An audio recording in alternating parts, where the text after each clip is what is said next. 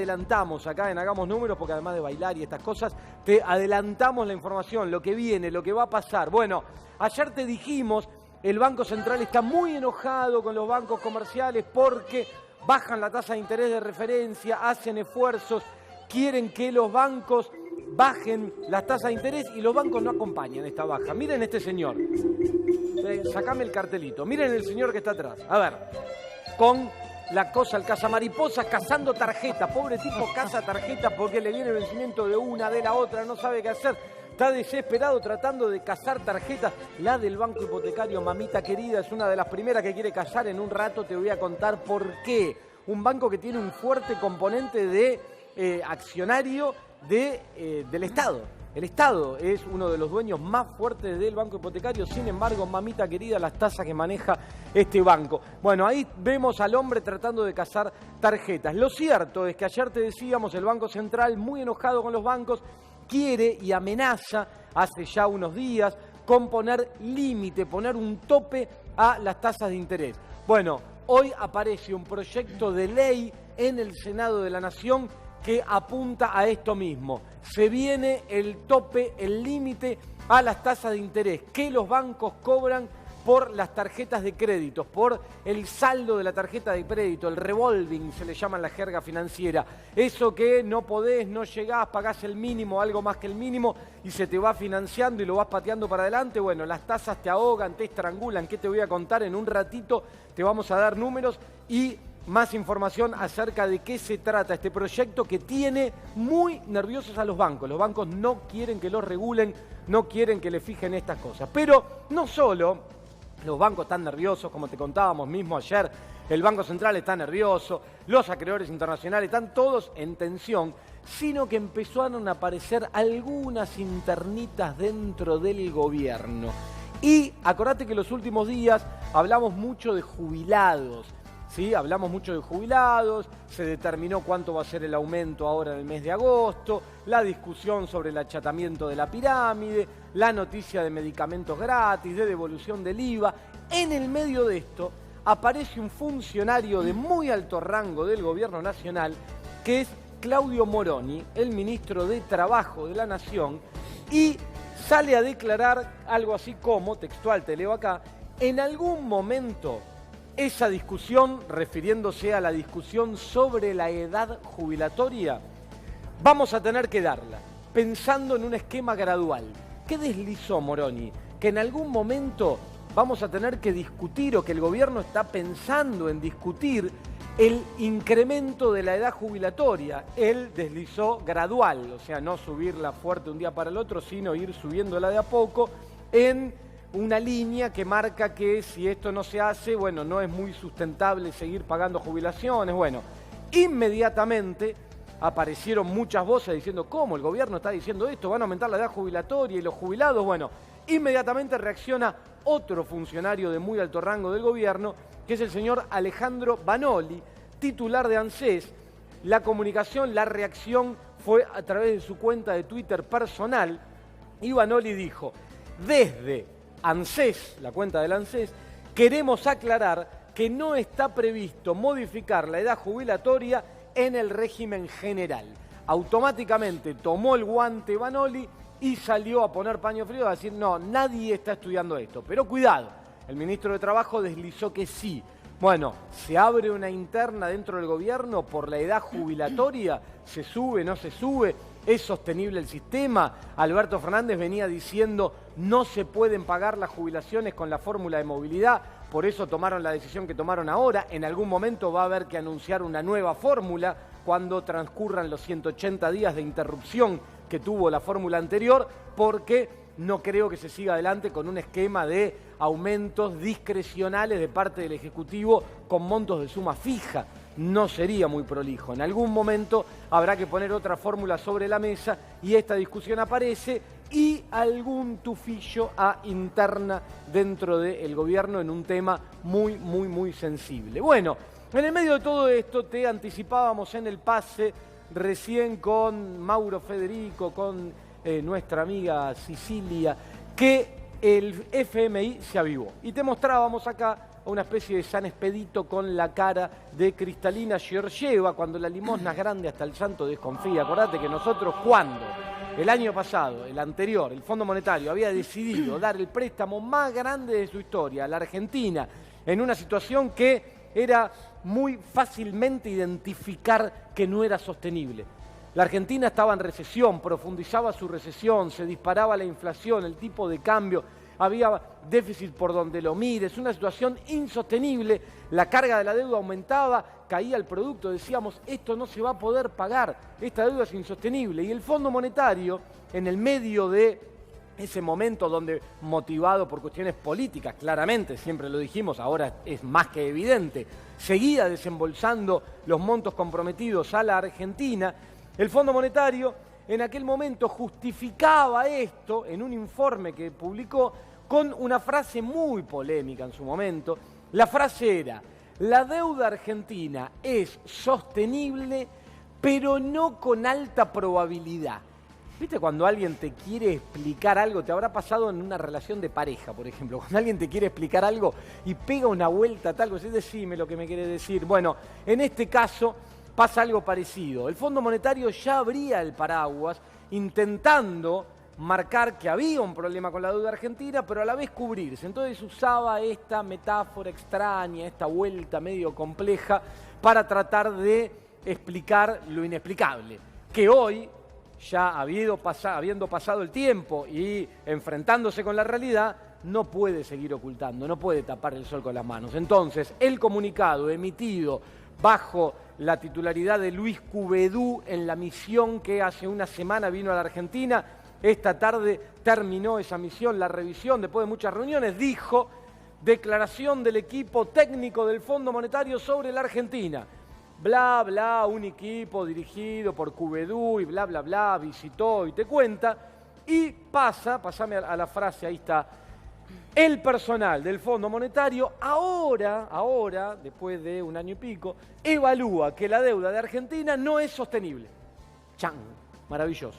Se dieron cuenta ahora, se avivó el Fondo Monetario, le cayó la ficha y dice: no, ahora nos damos cuenta que la deuda no es sostenible. Ahora, esto es una buena noticia para Martín Guzmán. ¿Por qué? Porque el Fondo Monetario dice: para que esta deuda sea sostenible hay que reestructurarla. Y esa reestructuración debe contemplar una importante quita a los acreedores privados. Cuidado, porque en ese tridente, Gobierno Nacional, Fondo Monetario, acreedores privados, el Fondo Monetario, que está flojo de papeles, el Fondo Monetario, porque permitió que los capitales se vuelen, que se lo dijo la expresidenta, la vicepresidenta, lo ratificó el presidente Alberto Fernández. El Fondo Monetario está flojo de papeles, sabe que está flojo de papeles, y se acerca al gobierno. El Fondo Monetario está dispuesto a aceptar un postergamiento, patear hacia adelante los vencimientos impagables que el gobierno tiene por herencia de lo que hizo la gestión anterior, sobre todo en los años 2021, 2022, 2023. Ahora, en el marco de eso, el Fondo Monetario dice: bueno, pero espera, acá hay que hacerle una quita importante a los acreedores privados. La primera vez que lo dice, hay que ver cuál es la reacción ahora, que no va a ser buena, es esperable, de parte de los acreedores privados. Mañana seguramente te vamos a contar en qué nivel cierra el famoso riesgo país, que ya está cómodamente ubicado arriba de los 2.000 puntos, si sigue escalando. Y acordate que el tiempo corre, el 31 de diciembre es la fecha límite para reestructurar. Hay comunicaciones de parte del Ministerio de Economía que se dilatan, se retrasan, todavía no están. Los mercados, los inversores internacionales, los acreedores privados se van poniendo más nerviosos, así están las cosas. Lo cierto es que buena noticia para Guzmán, como decimos ahí, y el Fondo Monetario se avivó y aparece San Expedito encarnado en Cristalina Georgieva. Bueno, vamos a seguir con el resto de los temas que tenemos en el día de hoy. Vamos a seguir con nuestra compañera Lorena Toso. Buenas noches, Lorena, y contame, el PJ se rearma. Se rearma, es una pregunta, porque apareció el inesperado, un candidato que no estaba dentro de los planes y es el gobernador de la provincia de San Luis, Alberto Rodríguez Sá, porque Jorge Capitanich venían ahí en la pulseada y se pide una lista de unidad. Se llegará al mes de mayo, después te contamos detalles de lo que pasó hoy en Mateu 130. ¿Qué quiere Alberto Fernández, el presidente de la Nación? ¿Qué pasa con la figura de Gioja, que dice estar cansado? ¿Y quién podría ser el próximo presidente del Partido Justicialista? Un Rodríguez Sá que además está impulsando un pedido vinculado muy fuerte, además, con el tema de la deuda, ¿no? Digo, el hermano, que además están peleados, porque este es el gobernador el que quiere ir como presidente. Sí. Y el Adolfo es el que pide lo de la deuda. Un senador, un gobernador, los dos metidos en el PJ desde distintos lugares, porque entre ellos parece que está todo mal, o así sigue por lo menos. Sí, ¿estarán peleados realmente? ¿Será? Bueno, vamos a ver, ¿será, no será? Decía Mirta. Bueno, acá lo tenemos a nuestro compañero Néstor Espósito. No quiso bailar, no quiso mover la cabecita, pero sí nos va a contar con la seriedad que lo caracteriza. ¿Qué es esto de que la AFIP peronista también lo quiere a Lázaro preso? Porque hoy al mediodía se produjo finalmente el pedido de penas en el juicio conocido como Ruta del Dinero, el pedido de la AFIP.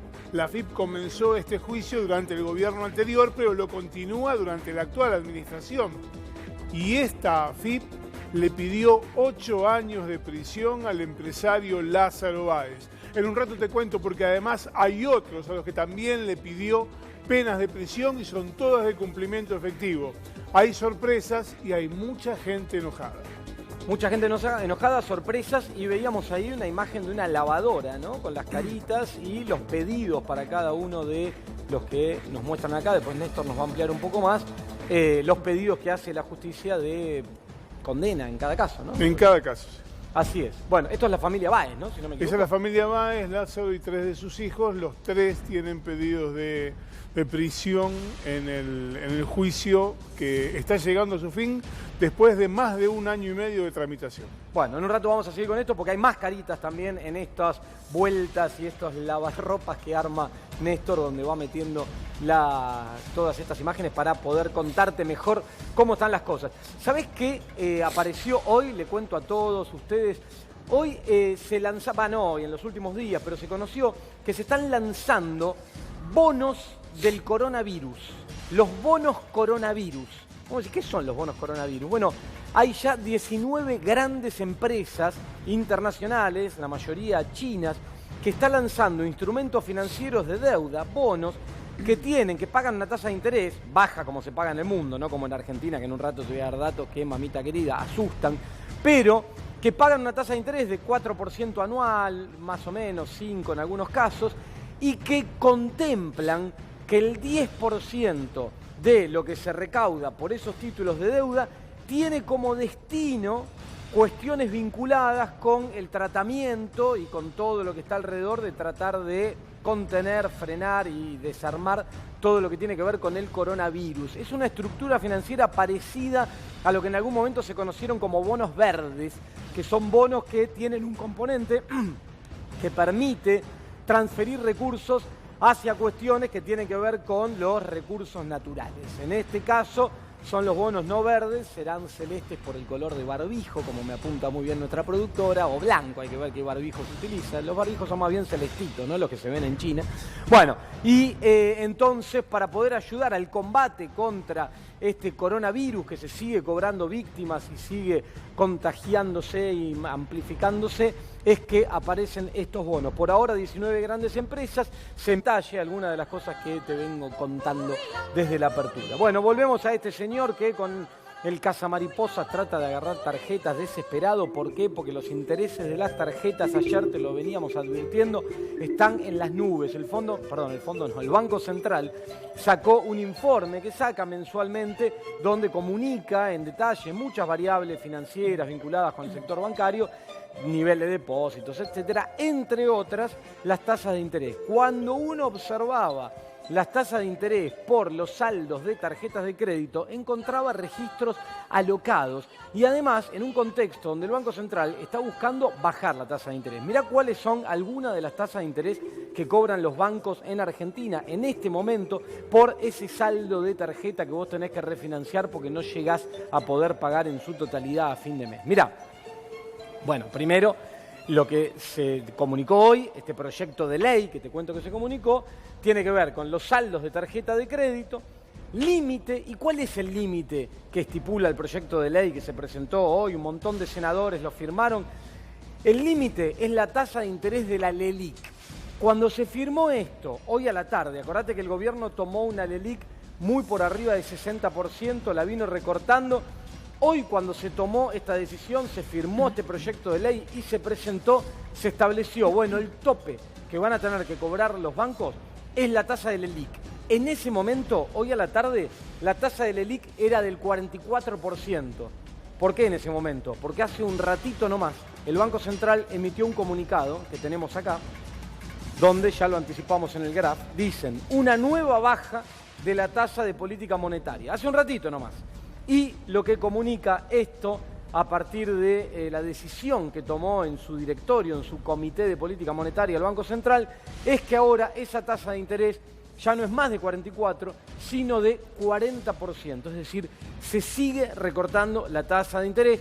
Por eso el enojo con los bancos que no acompañan el movimiento. Mira cuánto están cobrando algunos de los bancos en Argentina según el relevamiento que hace el Banco Central. Tenemos acá. Ahí está. Mirá. Acá te mostramos las tarjetitas, ¿sí? No sé si llegas a ver, yo te cuento qué banco es cada uno más o menos. Este es el banco hipotecario. 224,37% de tasa de interés, 224% anual de lo que te cobran por ese saldo que renovás en la tarjeta de crédito. El banco hipotecario, además, es un banco que después de la crisis del 2002, el default del 2001, donde casi quiebra directamente, se terminó abriendo su capital a capitales privados, después se volvió a incorporar la participación del Estado. Lo cierto es que hoy es un banco que mayormente sus acciones son del sector público. Sin embargo, es el que está en el tope de la lista con una tasa de interés de 224%, de su capital accionario, es lo que quería decir, no me salía. El segundo es el HSBC, ¿sí? El banco HSBC, para que lo identifique con las letritas rojas, que cobra tasa de interés del 156,65% anual, una locura. Le sigue el Patagonia, con una tasa de interés muy parecida, casi la misma. Bueno, siguen otros bancos. El último de la lista es el Banco Galicia, o sea, el más benévolo si querés, pero de todas formas con una tasa de interés de 140,55%. Frente a esta situación y frente a lo que te acabo de contar hace un rato nomás, antes que empecemos el programa, el Banco Central emite un comunicado y decide seguir bajando la tasa del LELIQ. Es que el Senado presenta un proyecto de ley y le dice a los bancos, muchachos, vamos a ponerle nosotros un tope a estas tasas de tarjeta de crédito y van a hacer la del LELIQ. Vos pensás que eso implicaría, por ejemplo, en el caso de este banco, el que está en la cima de las tasas de interés, recortar de 224% a 40%. Bueno, los bancos enojados se quejan, ayer te contábamos que esgrimen la carta de nosotros nos hacemos cargo del costo financiero del programa, ahora 12, bueno, ahí está plantada la discusión. Lo cierto es que si termina aprobándose la ley, poco que chistar van a tener los bancos, van a tener que adaptarse a la ley y van a tener que recortar fuertemente esta tasa de interés, lo cual sería una muy buena noticia para todos nosotros, ¿no? Porque estas tasas de interés van haciendo una bola de nieve que se transforma en impagable. Bueno, sigamos adelante con el análisis de todo esto que te vengo contando. Acá ves unos señores que están como cortando un auto por la mitad. ¿Por qué? Porque en el medio de toda esta discusión, tasa de interés, se hace impagable, el modelo de timba financiera que montó el gobierno de Macri que se hacía insostenible, ahí sentimos el ruido. Bueno, ahí está, están cortando el auto por la mitad. Bueno, ¿esto por qué? Porque empieza una disputa, ya en estas horas se está dando muy fuerte entre las cámaras automotrices y la Secretaría de Comercio Interior. Paula Español, la secretaria de Comercio, está en disputa, en tensión, en pelea con las cámaras automotrices. ¿Por qué? Por los planes de ahorro. Porque así como los bancos cobran esas tasas de interés, ¿qué es lo que pasó en Argentina? Cuando empezaron los saltos devaluatorios fuertes, allá por 2018, cuando el gobierno va al Fondo Monetario, cuando se corta el chorro del crédito internacional, todo tiene que ver con todo, el dólar pegó salto, acordate de 20, 40, 60. ¿Y qué es lo que ocurre? Si vos mirás desde aquel entonces, desde el primer salto devaluatorio hasta ahora, los precios de los autos, en algunos casos, aumentaron hasta el 200%. Sí, el 200%. ¿Y qué es lo que pasa con la cuota del plan de ahorro? Aquellos que se compraron un auto 0 kilómetros con un plan de ahorro, que vos vas pagando la cuota, te sale por sorteo, te asignan el auto, lo usás y seguís pagando. Que esa cuota se torna inalcanzable porque está atada directamente al valor del auto, con lo cual si subió un 200%, te subió en ese mismo monto la cuota. De más está decir que tu ingreso no subió ni cerca de un 200%, ni de un 100%, ni menos tampoco. Con lo cual se hace impagable. Entonces, la Secretaría de Comercio se mete acá y está diciendo, bueno, algo hay que hacer con los planes de ahorro, pongámonos de acuerdo, establezcamos algún tope, alguna fórmula. Las cámaras dicen, podemos estirar el plazo, que la cuota sea lo mismo, que el monto sea lo mismo, pero que se pague en más tiempo. La Secretaría de Comercio dice, no, acá algo hay que hacer. Y los usuarios, que además se quejan, los consumidores, ¿por qué? Porque lo que dicen es, pará, hoy las automotrices publican un valor de un auto. Vos te metés en la página web, vas a la concesionaria y te dicen, el precio de lista del auto es este. Ahora, si vos vas con la plata en la mano y decís, bueno, yo quiero comprar este auto, ¿cómo lo va a pagar, señor? En efectivo, te van a hacer descuentos, bonificaciones y un montón de cosas, más o menos del 30%, en algunos casos hasta un poco más. Entonces lo que dicen es, bueno, a ver, muchachos, si el valor del auto realmente, si yo lo voy a pagar, es un 30 o un 30 y pico por ciento menos de esto que me está diciendo. Sin embargo, la cuota está atada a este valor ficticio, que es este precio de lista, que pareciera una avivada para ir subiéndote la cuota más fuerte cuando estás cautivo, porque el auto ya lo tenés y el plan no lo puede dejar de pagar, porque si no, todo esto es prendario, quiere decir que el auto, la garantía, vienen y te lo sacan. Así están las cosas, te vamos a estar informando en los próximos días cuando se termine de definir esta disputa entre la Secretaría de Comercio y las automotrices. Atrás estás escuchando un violín. Escuchá. ¿Qué es esto? ¿Alguien descubre qué es esto acá, mi compañero? ¿Quién está ejecutando esta pieza? El diablo del violín. El señor Paganini. Paganini, un gran violinista conocido como el violinista del diablo. ¿Y por qué me ponen de fondo a Paganini? Porque hoy se conoció una noticia vinculada con nuestro Paganini, que sería el señor Axel Kicillof, el gobernador de la provincia de Buenos Aires, que disputa con los mercados, les dice, no, no te voy a pagar, sí, te voy a pagar, a ver, yo me pongo firme, pateámelo, pero después a último momento va, como fue la vez pasada, y paga, y se llevó adelante otro pago, volvió a pagar Kicillof, que fue un vencimiento de un bono que había emitido María Eugenia Vidal, que tiene vencimiento en el año 2023, por eso se llama BP23, vence el año 2023, y tenía un vencimiento de intereses. Bueno, esta vez, calladito, Kicillof pagó este vencimiento, $24.300.000. El monto es mucho más chico que el que estaba en disputa la vez pasada, que eran $275 millones. Y la diferencia es que esta vez lo que se pagó es solo intereses. La disputa de la vez pasada se dio porque se pagaba en parte el capital. Y ahí estaba el problema de la reestructuración de la deuda nacional, la deuda de la provincia, qué hacer o qué no hacer con el capital. Ya mismo voy a estar hablando de todo esto, que es la deuda, con Miriam Bregman, que tiene una posición muy interesante.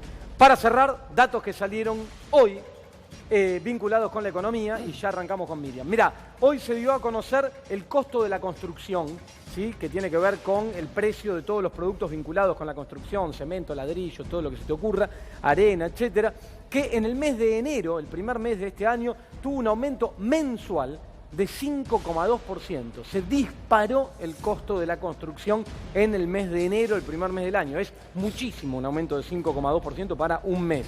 Y los precios mayoristas, que en este caso tuvieron un aumento más bajo que los precios minoristas, que aumentaron un 2,3% en promedio, te contábamos la semana pasada.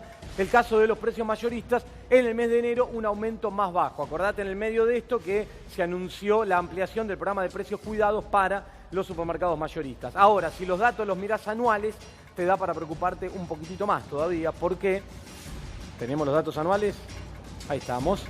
¿Por qué en sepia, esto es más grande, más largo, construcción enero contra enero del año pasado aumentó un 56,1%. Y los precios mayoristas, enero contra enero, 60% de aumento. Cuidado a seguir de cerca porque los precios mayoristas siempre están un poco por encima y siempre anticipan a los minoristas, porque después empieza la cadena a ir hacia abajo y llegar al último eslabón, que es el precio minorista, el consumidor final. Entonces, cuidado que si no desacelera esto, estamos con una situación compleja. Por ahora, lo que estamos viendo, lo que estamos investigando, más allá de precios cuidados, etcétera, es que las listas de precios siguen llegando con aumentos, sobre todo en alimentos. Es preocupante la situación, la inflación está presente, esperemos que desacelere un poco más fuerte de acá en adelante. Bueno, ahora sí, ya mismo estamos, no sé si voy directo. Acá me dice, vamos directo, acá me llega, sí, vamos directo a saludar a nuestra invitada del día de hoy, que es Miriam Bregman. ¿Qué tal, Miriam? ¿Qué tal? Buenas noches, gracias por venir. Por favor. Miriam, primero voy a hablar de otro tema y ahora te voy a meter con el tema de deuda, que es lo que me interesa. Pero venís de la marcha del Congreso, el tema del aborto. ¿Qué nos podés contar de ahí? ¿Cómo se vivió? Mira, se vivió una movilización, convoca mucha juventud, por supuesto. Por eso te viniste de verde, no es casual. No es casualidad, no es casualidad. Es parte de nuestro emblema, ¿no? Claro. Vestirnos de verde en estas ocasiones y plantear claramente que estamos luchando por un derecho en una situación complicada. Primero porque se empieza a hablar del aborto y ya tenemos el 8 de marzo una convocatoria de la jerarquía de la Iglesia Católica que yo entiendo como una contramarcha, no es una marcha, es una contramarcha. Es, si las mujeres insistimos que este año se trate el proyecto, se empiezan a organizar nuevamente. Así que tenemos un hecho muy grande para enfrentar. Y en segundo lugar, porque está en discusión qué proyecto se va a tratar. Vos sabés que hemos trabajado muchísimo. El año pasado pasó una cantidad de especialistas, de mujeres que hablaron, de víctimas en el Congreso Nacional, pero el Gobierno Nacional parecería que va a desconocer este proyecto y enviaría uno propio. No sabemos con qué características, pero adelanto que me da mucho miedo que actúe el lobby de siempre. ¿Y eso para cuándo sería más o menos? Bueno, no lo sé porque hay muchas versiones, dicen que podría ser el 1 de marzo, así que creo que hoy estuvimos en la calle y lo que hay que reforzar en estas convocatorias es la idea de que queremos el proyecto, que trabajamos colectivamente con la campaña nacional por el derecho al aborto, porque no es un capricho. Es algo que se elaboró con mucho esfuerzo, que contempla los derechos de las mujeres, de todas las personas gestantes, que contempla las convenciones internacionales, que contempla muchísimas cosas que las mujeres veníamos trabajando y estudiando y que creemos que ese es el proyecto que se debería tratar. Bueno, veremos cuando llegue el proyecto. Ahí que va lo a llegar. podremos analizar te vamos mejor. A invitar de nuevo para que nos cuentes tu lectura sobre el proyecto. Bueno, voy a contar una intimidad. Yo estos últimos días la escuché en algunas entrevistas que dio Miriam acerca de una posición que ella tiene sobre la deuda, que me parece súper interesante. No quiere decir que la suscriba al 100%, podríamos discutir llegado el caso, pero me parece súper interesante y además muy fundamentada. Eso valió que le mande un mensaje a Miriam y le diga, vení y contanos, porque me parece importante, así fue, que te escuchen acerca de esta posición. ¿Cuál es lo que vos estás marcando en el medio de todas estas tensiones, disputas, la deuda, la reestructuración? ¿Cuál es tu posición acerca de esto? ¿Qué debería hacer la Argentina con esta deuda? Mira, creo que la deuda hay que enmarcarla en estos números que vos mostrabas, que son graves, y si a esos números vos le ponés que la gente está del otro lado pagando esas tasas de interés, no pudiendo financiar la tarjeta, comprando con tarjeta porque el salario no te alcanza, la discusión de que no va a haber más cláusula gatillo para los pocos convenios que la tenían, tenés un combo grave, una situación crítica está la Argentina y creo que en ese marco hay que poner la discusión de la deuda. No se puede separar la deuda de que los chicos están muriendo de hambre en Salta. Me parece que son discusiones que tienen que ir a la par porque eso te ordena cuál es la situación de un país. En ese marco nosotros decimos claramente, lo venimos diciendo en todo el último tiempo, que hay que ir a un desconocimiento soberano de la deuda, que no significa dejo de pagar y no me importa, sino precisamente un desconocimiento soberano implica tomar una serie de medidas, empezando por aquellas que son necesarias para evitar las consecuencias que vienen cuando uno deja de pagar, como la fuga de capitales, la inflación, etcétera, etcétera. Entonces creemos que hay que empezar a discutir un plan de conjunto para poder sacar el país de la situación en la que está. Ahora, lo que intercambiaba un poco con vos, que creo que eso fue lo que vos decías, que te llamó la atención. Nosotros decimos, aquellos que quieren pagar y que quieren ir rápidamente, como está pagando el gobernador de la provincia de Buenos Aires, como está pagando el gobierno nacional y quiere ir a negociaciones y pago, no pueden pagar tampoco en estas condiciones con una deuda que nosotros, la izquierda y muchos de los que hoy forman parte de la coalición gobernante, durante 4 años dijeron y dijimos que era ilegal. Entonces no se entiende por qué se siguen pagando. En el caso del Fondo Monetario es clarísimo que es ilegal, no pasó por el Congreso, no tuvo los dictámenes previos. Dijeron muchísimos de los que hoy son parte del gobierno que había sido simplemente para financiar la campaña de Mauricio Macri. Entonces, ¿por qué eso hoy se carga al pueblo? Segundo, la discusión de los acreedores privados, donde está bastante explícito en que no emitían los bonos que la Argentina necesitaba, sino lo que necesitaban los acreedores del exterior para colocar colocar liquidez, como se dice, bueno, tengo este dinero, necesito un bono con estas características. Diputada. De Caputo se le llegó a ocurrir incluso un bono a 100 años, ¿no? Que es algo que hay que tener mucha originalidad porque no se te ocurre una estafa, y eso es fraudulento, son mecanismos completamente fraudulentos. Nosotros decimos, ¿por qué eso se lo vas a cargar al pueblo? Ahora, Miriam, vos haces alusión a algo que tiene un nombre, que es la doctrina de la deuda odiosa. Sí. Eso existe. Sí. Tu idea es basar Sí. algo en eso como para tomar Sí. esta decisión. ¿De qué se trata muy brevemente? Yo te hablé recién de la legislación nacional, Sí. ¿no? En términos de legislación nacional es ilegal. Ujú. Ahora, en términos internacionales existe lo que da en llamarse la doctrina de deuda odiosa, que la inventó un jurista ruso que no tiene nada que ver con nosotros, no era de izquierda, sino al revés, pero de tanto estudiar cómo sí se debían pagar las deudas, dijo, bueno, pero hay un caso en que es indiscutible que las deudas no se tienen que pagar, que es cuando el que toma ese préstamo, el país que toma esa deuda, no lo hace ni en beneficio del Estado, en beneficio de la población, y el que se la da sabe que lo que está haciendo está mal, no es con ese objetivo, no es un préstamo, sino que es una avivada, por decirlo muy sencillamente. Y en la deuda argentina, tanto con privados como con el Fondo Monetario, se conjugan las dos cosas. Buitres, que están buscando a ver dónde pueden venir a comer en un país en crisis, y un Fondo Monetario que evidentemente llegó a un acuerdo violando sus propias convenciones, algo que lo ha dicho Cristina Kirchner claramente. Diputada, en los últimos días. Perdón. Sí. No, El que quiera avanzar. Me parece que por lo que estás planteando, la discusión, más allá de pagar o no pagar, es quién paga. Porque el concepto de deuda odiosa tiene que ver con quién contrae y con quién concede la deuda. Entonces, esa deuda evidentemente está contraída. El tema es quién tiene que pagarla. Exactamente. ¿Está contraída? Bueno, no. Si vos investigás y determinás que hubo un fraude, que hubo un ilícito, que fue en violación de leyes nacionales e internacionales, es otra discusión, camina por otra vía. El problema, yo digo, ¿y por qué no quieren investigar? Cuando hay tanta evidencia, cuando hubo reconocimientos, ¿por qué no será que se cae toda la deuda si investigan? Miriam, Sí. ¿sirve, es viable, se puede llevar adelante un proyecto como el presentado por el senador Adolfo Rodríguez Sá para hacer que sea de aquí para adelante un nunca más del endeudamiento y que no se puedan endeudar los gobiernos de la manera que lo vinieron haciendo? ¿Es viable? Lo veo un poco ilusorio, porque primero que hay que resolver esta situación. Es crítica la situación que está la Argentina. Yo no creo que se pueda hacer borrón y cuenta nueva y no me endeudo más.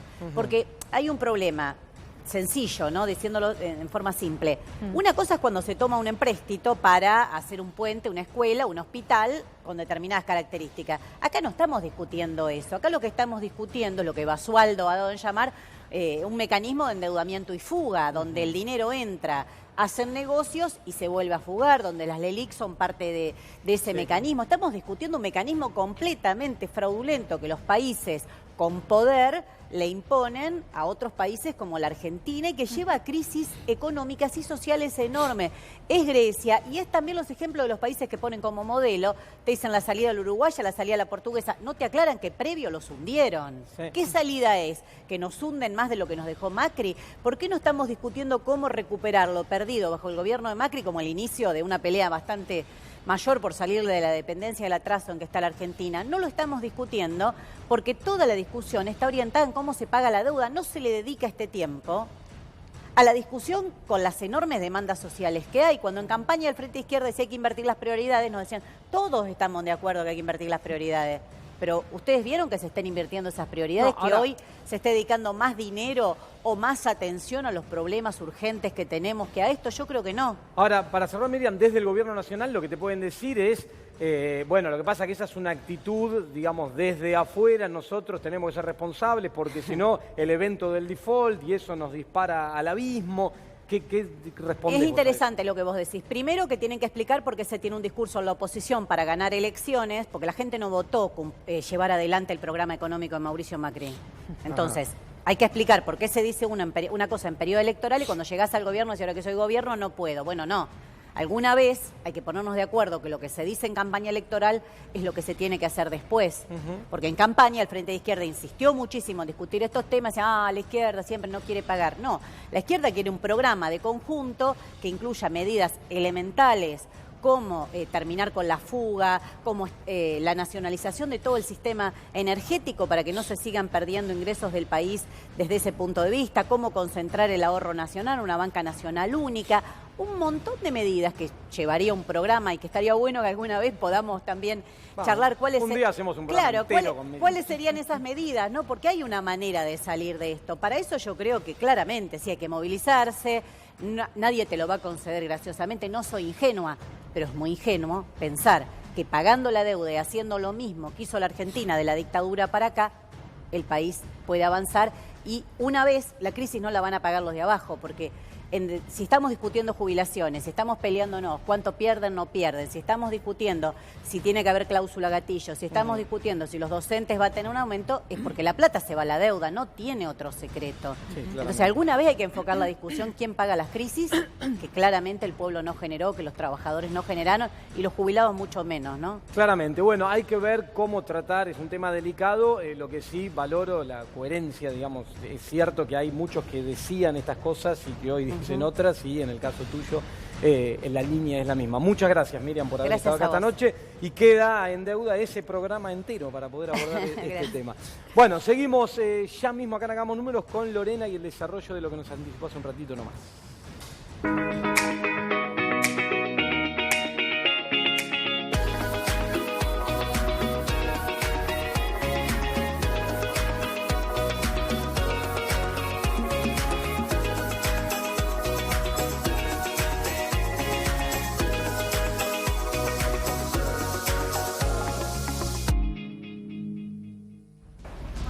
Lo que anticipábamos en el inicio del programa tiene que ver con qué va a ocurrir con el PJ, qué va a pasar después de la reunión de hoy, porque hoy hubo una reunión de Consejo Nacional con muchas presencias, algunas ausencias también vale la pena decirlo, en la sede de Mateu 130.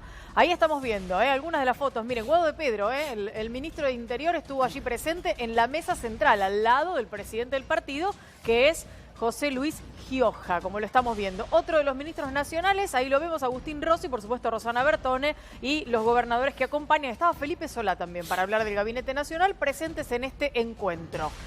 ¿Qué viene de la mano de este encuentro de Mateu 130 de aquí hacia el futuro para el Partido Justicialista? Atención, el Congreso Nacional, esto se decidió en el día de hoy, va a ser el 5 de marzo. ¿Dónde? En el microestadio de Ferro. Allí van a discutir todo lo que vendrá y que tiene una sorpresa que se llegó esta tarde. ¿Para qué? Para la renovación de autoridades que deberán asumir el 6 de mayo. En el medio de estas dos fechas va a suceder la interna. ¿Va a haber interna o no? Se reagrupa y se reúne el Partido Justicialista bajo una lista única, que es lo que pretende el gobierno nacional de la mano del presidente Alberto Fernández, y la moción que llevó además Guado de Pedro. ¿Se podrá llevar adelante esa lista de unidad? Atención con estas fotos que les vamos a mostrar, porque 3 días antes de la asunción de autoridades hay una interna. Y si hay varias listas, miren quiénes podrían ser los próximos personajes a llevar adelante la presidencia. Acá los tenés. Bueno, uno conocido que ya sabemos es el actual presidente José Luis Gioja. Algunos dicen está un poco cansado, no sabemos si quiere seguir otro periodo, pero se lo están pidiendo. Sobre todo si Capitanich acepta ir en una lista de unidad. Pero miren quién apareció. El gobernador de la provincia de San Luis, Alberto Rodríguez Sá, hoy dijo: yo quiero competir por ser el próximo presidente del Partido Justicialista. ¿Se logrará la unidad o habrá internas? Bueno, ahí está planteado el interrogante. Unidad, internas, lo veremos dentro de poco. Bueno, Néstor, contanos, porque ahora que estás parado te podríamos hacer bailar, Néstor, porque tenía la excusa de que estabas sentado, Néstor. No, pero gracias, no. Bombón, gracias.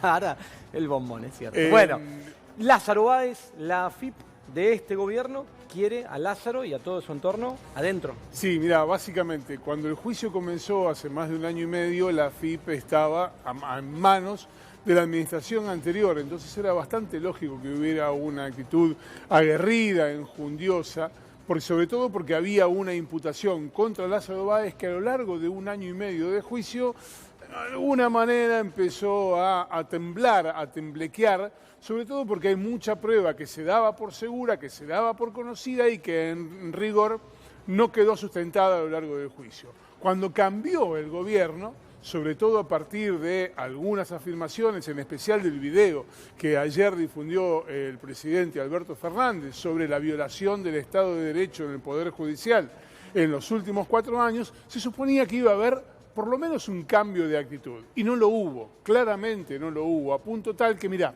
en el día de hoy la AFIP pidió para estos 4 integrantes de la familia de Lázaro Báez estas penas. 8 años para Lázaro Báez. La AFIP, bajo el gobierno actual, pidió 8 años de prisión para Lázaro Báez, 7,5 para uno de sus hijos, 5 para una de sus hijas y 4,5 para otro. Son penas altísimas, porque en el caso de que sean así, los 4 van a prisión. Bueno, Lázaro Báez hace 4 años que está detenido y en el mejor de los casos podría acceder, condena mediante, a una libertad condicional. El delito se les imputa es el delito de lavado. ¿Qué es el lavado de dinero? Hacer circular en el circuito legal plata proveniente de un delito. Tiene que haber para eso lo que se llama un delito precedente. Y según la AFIP de este gobierno, el delito precedente es la adjudicación de obra pública al Grupo Austral de Lázaro Báez durante el anterior gobierno de Néstor y Cristina Kirchner. Por esta cuestión es que hay mucha gente enojada. ¿Con quién? Especialmente con Mercedes Marcó del Pont, con la actual titular de la AFIP. Mirá, estamos hablando del resto de las penas pedidas. Estamos hablando, este señor era el supuesto contador del grupo de Lázaro Báez, Pérez Gadín. Y este señor era Jorge Chueco, era el abogado. 7 años y medio le pidió la AFIP a cada uno. Y atención con el próximo lavarropas que vamos a mostrar. Un poco más mediático el próximo lavarropas. Allí hay algún personaje mediático y otro que es particularmente relevante para esta historia. Ahí van a aparecer el Rossi, ¿te acordás del Rossi? El ex marido Fabián Rossi, el ex marido de Liliana Calabró. Como ingeniero de toda esa estructura de lavado de dinero, 7 años de prisión. Este es Federico Eláscar, el dueño de la Rosadita, el ex dueño de la Rosadita, ese video que viste de gente contando dinero, 6 años de prisión. Y mira este señor es Leonardo Fariña. Su testimonio como arrepentido es el que permitió a lo largo de 1 año y medio, primero llevar la causa a juicio y después sustentar toda la acusación contra el resto. Ajá. Hoy la AFIP dijo que el testimonio de Leonardo Fariña no fue trascendente para la causa y le pidió a él, que está como colaborador, como arrepentido, la pena de 5 años de prisión. Es cierto, es la pena más baja, pero si hay condenas, Fariña, arrepentido, también va a prisión y va a prisión por cumplimiento efectivo. Bueno, así están las cosas, toda la información, y ahí entra la dupla exitosísima de las noches de Crónica. Los señores Claudio, Mayrí y Mauricio, ¿cómo les va? ¿Conocen a esta gente? Sí. Sí, cómo no. Sí, de nombre. ¿Cómo no? Pero yo te pregunto, ¿qué ¿no? va a pasar? Porque no he compartido una cena con nadie. Mucho nombre, mucha vuelta, 7,5, 8, 5, 4 años. ¿Pero qué va a pasar? Porque la verdad es que está